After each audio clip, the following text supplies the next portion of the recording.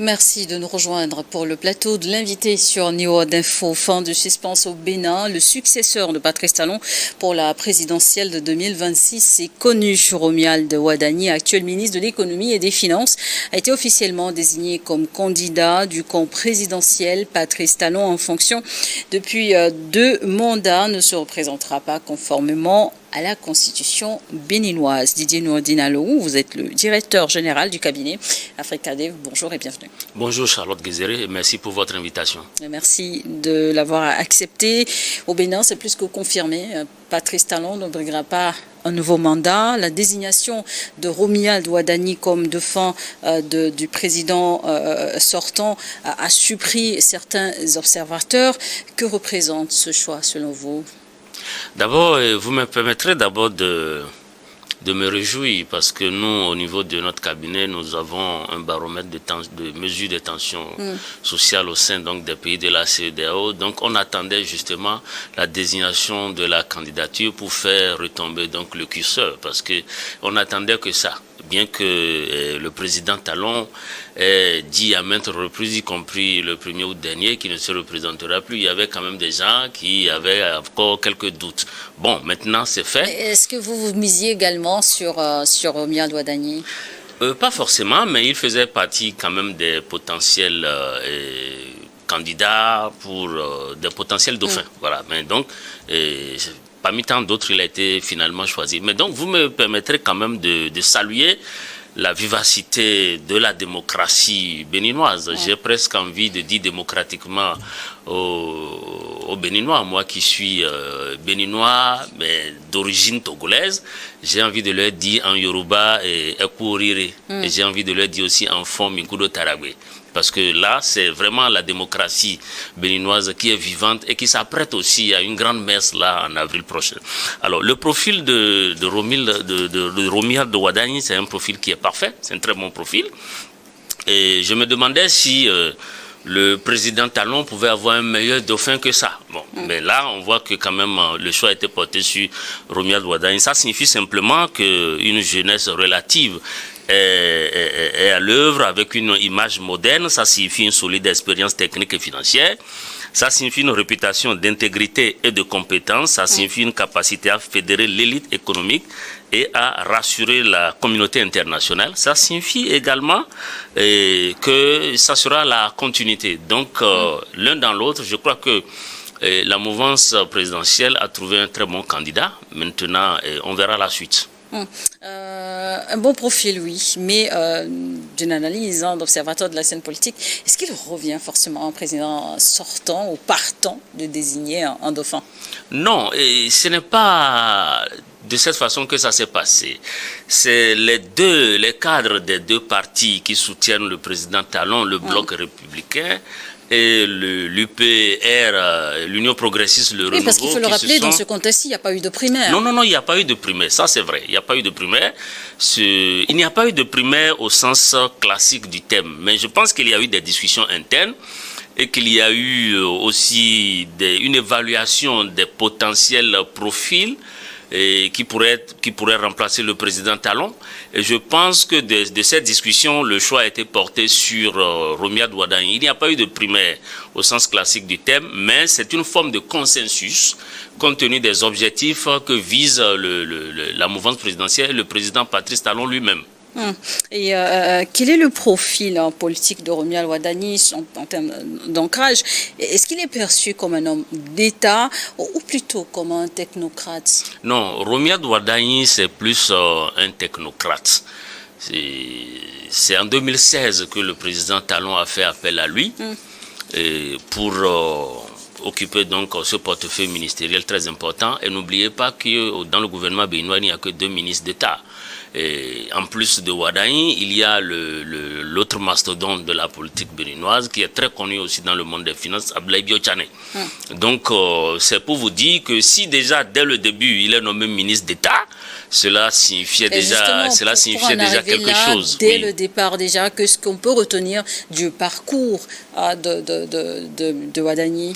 C'est un technocrate avéré, un expert comptable qui a fréquenté de très bonnes et de très grandes écoles de renommée et qui, effectivement, a fait ses preuves à l'international, dans le monde donc, de la finance. Donc, c'est comme, encore une fois, c'est un très bon profil. Et il n'y a qu'à voir le rôle qu'il a joué auprès de Patrice Talon pour voir que dès le début, c'était quand même déjà quelqu'un à qui on a confié de grands rôles. N'oubliez pas que c'est lui qui a été l'artisan du cadre macroéconomique, qui a soutenu l'action du président Talon. Donc, c'est lui qui a fait des réformes et qui a digitalisé, par exemple, la régie financière au Bénin. Aujourd'hui, tous les paiements se font en ligne. Et c'est lui qui a consolidé le budget et la rigueur dans la gestion publique. C'est lui également qui a fait le succès qu'on connaît au Bénin en matière d'euros obligataires et à l'accès du Bénin aux marchés financiers internationaux à des conditions favorables. Donc, il a fait beaucoup de choses, hein, la modernisation du système fiscal, la digitalisation de la régie financière, ça je l'ai rappelé, l'amélioration de la notation financière du Bénin. C'est lui qui a participé à rassurer justement les partenaires. Nourdine Diallo, on s'en souvient il y a quelques mois, sa course inachevée à la présidence de la BAD, la Banque africaine de développement, avec sa désignation actuelle, est-ce qu'il y a un lien? Oui, vous faites bien de parler de cette course inachevée. C'est vrai qu'à un moment, il a été pressenti comme candidat. Il s'est même exprimé publiquement et que les médias ont parlé de lui comme potentiel candidat du Bénin à la présidence. Un retrait quand même qui avait Mais après, il s'est retiré. Bon, je crois que sur votre plateau ici, on en a parlé, mais je pense que ce retrait a été plutôt stratégique parce que on comprend mieux maintenant pourquoi il s'est rétracté et qu'il a abandonné la course. Donc c'est effectivement pour se préparer à ce que nous sommes en train de voir aujourd'hui. Sur la scène politique béninoise, mais peut-on parler d'une réelle compétition démocratique si le candidat désigné bénéficie d'un fort soutien de l'appareil d'État du président sortant? Oui, en tout cas, ce que vous appelez appareil d'État, je pense c'est plus la cohésion qu'on a sentie parce que d'abord c'est le dauphin du président Talon. Ensuite, il a été désigné à l'unanimité, sans primaire. Vous l'avez rappelé tout à l'heure, des deux partis qui soutiennent le président Talon, l'UPR et le Bloc républicain. Donc on a senti quand même une sorte de cohésion, une solide alliance dès le début. D'ailleurs, même je rappelle que le professeur Djogbenou Joseph et le président Biotchane Abdoulaye, eux deux ont pris la parole pour afficher quand même un soutien indéfectible au candidat désigné de la mouvance présidentielle. Et je pense que ça, il faut le relever. Le président Talon, à partir de ce moment, a réussi quelque chose que le président Boni Yayi n'a pas réussi en 2016. Parce que rappelez-vous, en 2016... Quelle différence établissez-vous dans Bien les sûr, deux la différence se situe dans le fait qu'en 2016, pendant que plusieurs observateurs s'attendaient à ce que le président Boni Yayi désigne quelqu'un qui a fait du chemin avec lui, alors que Dieu sait qu'il en avait beaucoup, il a plutôt porté son choix sur Lionel Zissou, qui certes était un vrai technocrate. Qui était plutôt également plus un profil de la diaspora. Bien sûr, un profil de la diaspora, mais qui était plus perçu comme un candidat coopté par la France. Et ça n'a pas beaucoup fonctionné. Mais là, on a vu quand même que c'est quelqu'un qui est resté avec le président Talon depuis 10 ans et qui a participé dans ce que nous avons vu aujourd'hui et qui est présenté comme succès pour la gouvernance du président Talon. Et c'est parmi eux que le président a choisi. Donc c'est un groupe qui se connaît, c'est des partenaires politiques, c'est des camarades, si vous voulez, politiques qui se sont réunis et qui ont porté leur choix sur Romuald Wadaya. Maintenant, je comprends votre prochaine question. Vous voulez savoir s'il a une ancrage politique avéré vous l'avez bien deviné. Dans le landerneau politique béninois. Mais je vous rappelle qu'au Bénin, pour les élections présidentielles, en tout cas d'expérience, le parti politique n'a pas beaucoup de rôle à jouer. Si les partis politiques pouvaient jouer un rôle, vous auriez vu Maître Adrien Mbedji comme président de la République. Est-ce que cela s'explique aussi par le choix de Patrice Talon, déjà en 2016, un candidat indépendant, mais qui a été élu à la tête du pays? C'est ce que je vous explique. Les Béninois regarde plus le profil et le projet de société. Ce n'est pas un peuple qui s'appesantit beaucoup trop sur les partis politiques. Je crois que ceux qui se sont réunis et ont fait ce choix ont été très stratégiques, ont vu juste cet aspect que je viens de vous développer. C'est-à-dire qu'au Bénin, ce ne sont pas les partis politiques qui importent. Les partis politiques peuvent soutenir, mais l'écrasante majorité des électeurs béninois regardent plutôt au projet de société et au profil des candidats. Qu'est-ce que les Béninois aujourd'hui attendent de leurs futurs dirigeants? Vous avez parlé, vous, de continuité, mais dans cette continuité, concrètement, qu'est-ce qu'on attend du leader? En tout cas, on peut dire que ce que les Béninois peuvent attendre principalement, c'est la continuité dans les actions de développement, bien sûr. Et là, on aura l'occasion de le savoir à travers les unes. Je ne parlerai pas à la place des Béninois, mais globalement, les Béninois on peut espérer que les Béninois attendent d'un président qui continue à travailler à l'amélioration des conditions de vie et de travail des citoyens, à rehausser le pouvoir d'achat des Béninois, à augmenter aussi dans le panier de la ménagère. Donc, ce sont les sujets, des questions qui intéressent principalement les Béninois, mais tout en corrigeant justement les manquements qu'on a eus au sein donc de la démocratie, des pratiques démocratiques, ainsi que des droits de l'homme. Et les Béninois vont s'attendre à ce qu'il y ait moins d'emprisonnement systématique, qu'il y ait que le retour des exilés politiques, etc. Mais je pense que principalement ce qui intéresse les Béninois, c'est aussi le développement dans la paix et la cohésion sociale. En matière de politique étrangère, le deuxième mandat de Patrice Talon a été marqué par des tensions diplomatiques avec des voisins de la sous-région. Est-ce que un profil type du futur président, est-ce qu'il faut s'attendre à des améliorations justement dans ces relations bilatérales? Absolument, il faut qu'il s'améliore. Il faut qu'il s'améliore, il faut que le prochain président... lui s'est montré quand même un peu plus radical, mais...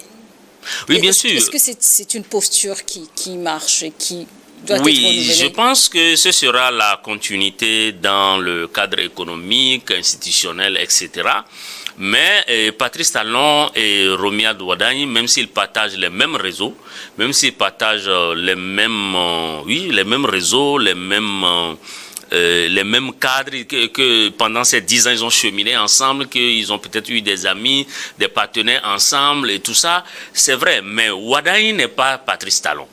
Je crois que Wadagni a son tempérament. Lui, il est perçu comme quelqu'un qui est moins conflictuel par rapport au président Talon. Et que lui, il est plus modéré. Mais en fait, ce que les Béninois attendent de lui, c'est de pouvoir continuer, mais en corrigeant justement les failles du système actuel. Certains critiques parlent d'un passage à témoin préparé en coulisses. Partagez-vous cette analyse? Oui, mais le passage à témoin dans les coulisses, où est-ce que les gens voudraient qu'on prépare les témoins? Je crois que c'est souvent dans les coulisses que les bonnes choses se préparent. Bon, maintenant, quel qu'en soit peut-être les gens le disent parce qu'il n'y a pas eu de primaires. Bon, maintenant, il appartient, on dit que c'est le candidat unique de la mouvance présidentielle. Ils ont trouvé un moyen de pouvoir désigner un candidat qui, pour l'instant, quand même, fait l'unanimité au sein de la mouvance présidentielle. Et c'est tant mieux. Il appartient aux Béninois, en avril prochain, d'aller dans les urnes et de choisir quel candidat les arrange et de choisir quel projet de société les intéresse. Face à l'opposition béninoise aujourd'hui, est-ce qu'il y aura un véritable challenge? Mais en tout cas, l'avril 2026 s'annonce comme une bonne fête, une bonne messe politique quand même au Bénin, parce que en même temps, l'opposition va désigner très prochainement son candidat. Et Dieu sait qu'au sein de l'opposition politique, il y a quand même des hauts cadres, qu'il y a des profils qui peuvent s'affronter au profil des ténors aussi de la politique béninoise. Et que nous avons même appris que ces derniers temps, les démocrates ont enregistré beaucoup d'adhésions, et que ces adhésions ne sont pas... qu'il y a des profils importants dans ces adhésions. Donc, nous attendons quand même en tant qu'observateurs au fait qu'en 2026, ça soit vraiment une messe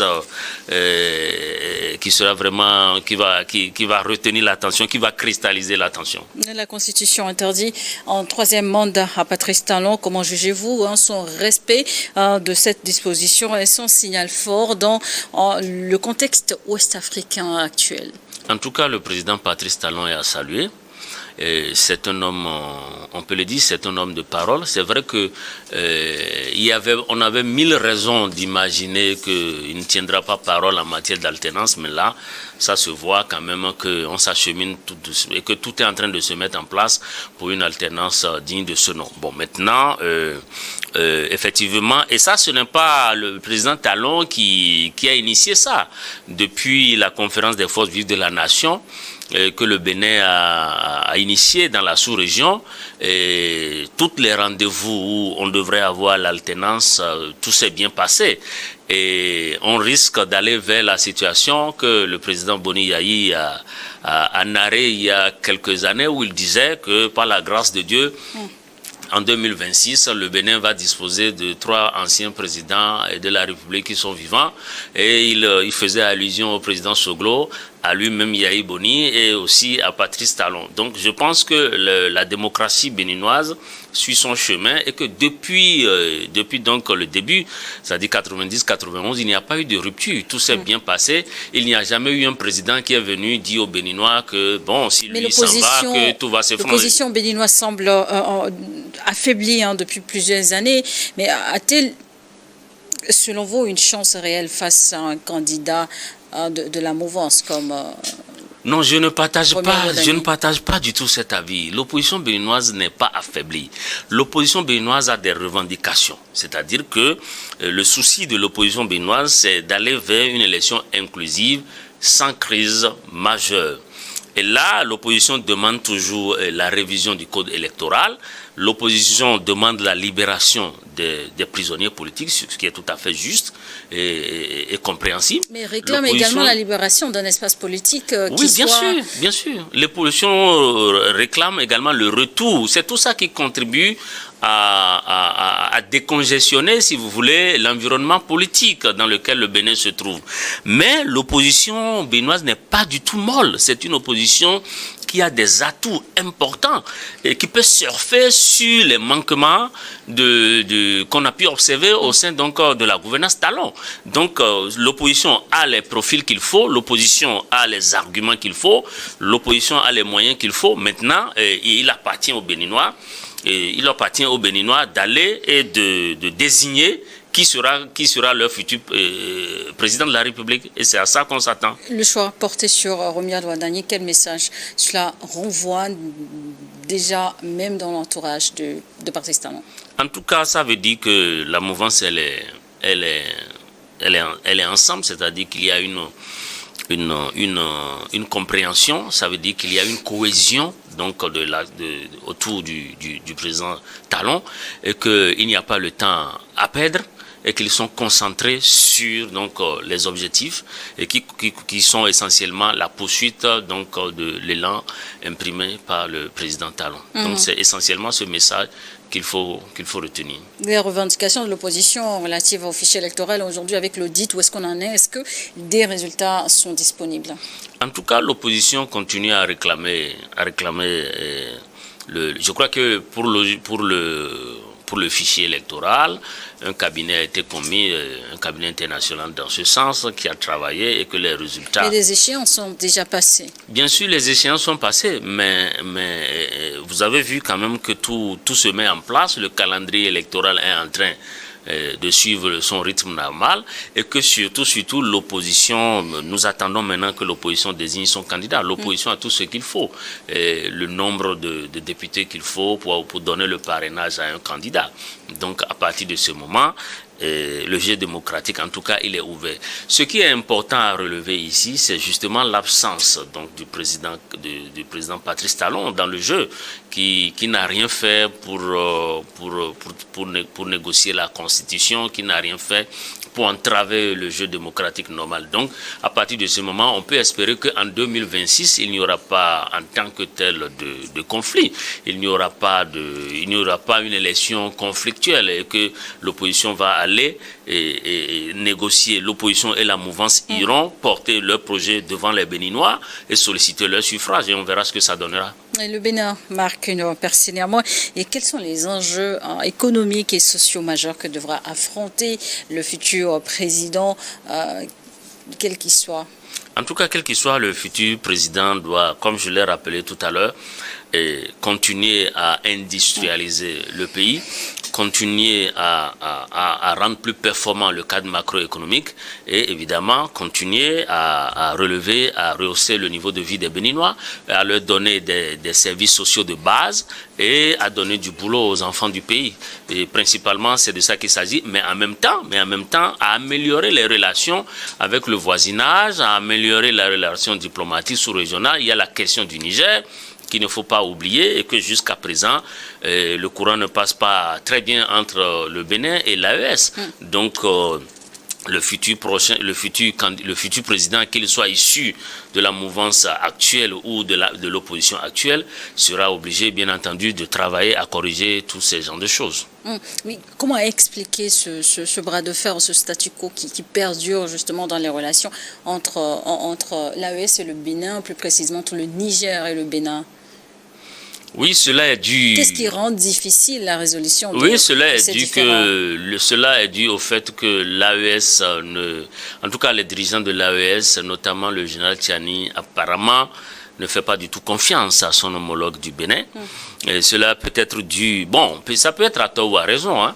Et cela peut être dû aussi au fait que l'AES est dans une dynamique de rupture brutale avec les forces de l'OTAN, et que tous ceux qui s'affirment ou s'affichent aux côtés de Macron, de la France et des forces de l'OTAN sont mal perçus. Donc c'est comme ça qu'il faut voir la chose. Maintenant, il faut noter que cela contribue quand même à rendre les populations des deux pays autour de la frontière plus pauvres et à favoriser justement l'émergence du terrorisme. Mais nous sommes rassurés du fait que ces derniers temps, quand même, il y a une certaine accalmie. Dans un pays comme le Bénin, le choix d'un ministre de l'économie peut-il refléter une priorité donnée aux questions, aux questions financières et de développement?